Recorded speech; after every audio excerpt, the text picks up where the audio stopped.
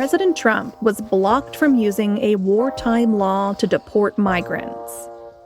That's where we're starting the 7 from the Washington Post. I'm Hannah Jewell.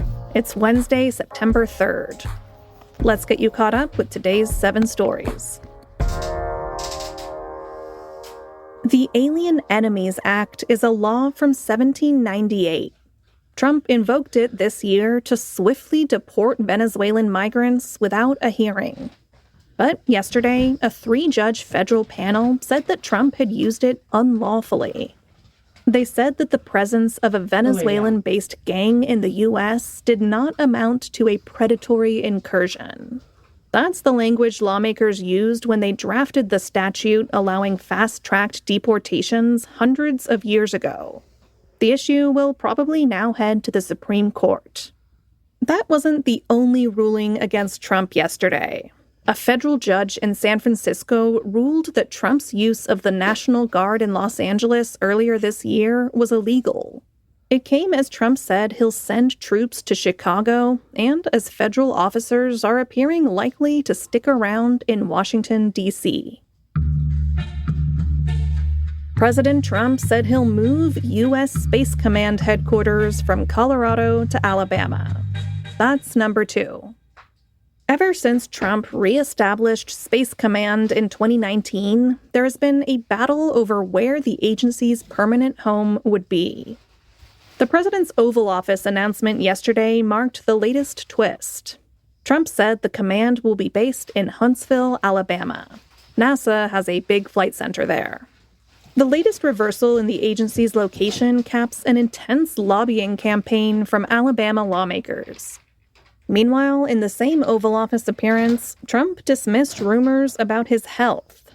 Speculation swirled through the holiday weekend after Trump wasn't seen in public for a few days. You know, I have heard, it's sort of crazy, but last week I did numerous news conferences, all successful. They went very well, like this is going very well. And then I didn't do any for 2 days, and they said, there must be something wrong with him. Biden wouldn't do him for months. You wouldn't see him. And nobody ever said there was ever anything wrong with him. Trump also pointed out that he gave a few interviews during the days when he wasn't appearing publicly, and as always, he was posting on Truth Social. Number 3. A House committee released its first batch of Jeffrey Epstein documents. Last night, the House Oversight and Government Reform Committee released more than 33,000 pages of documents related to the late sex offender. The highly anticipated release came as lawmakers are seeking much more transparency from the Trump administration on the Epstein Files.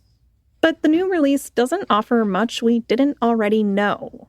A Washington Post analysis of the documents found that 2/3 of them were probably publicly available already. Democrats criticized the release as largely recycling public information. Committee staff said more material will be released soon.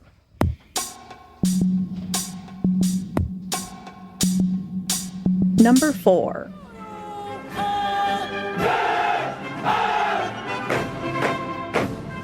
China showed off new generation weapons in a military parade.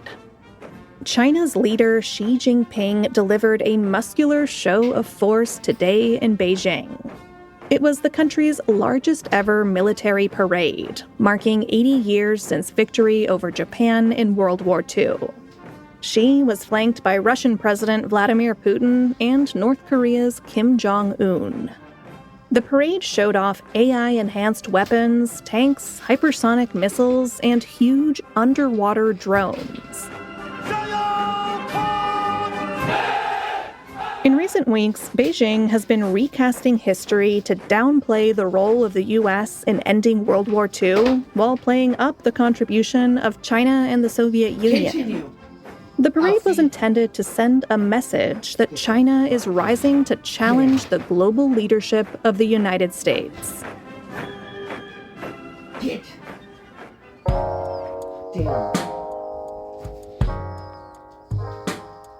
Number 5.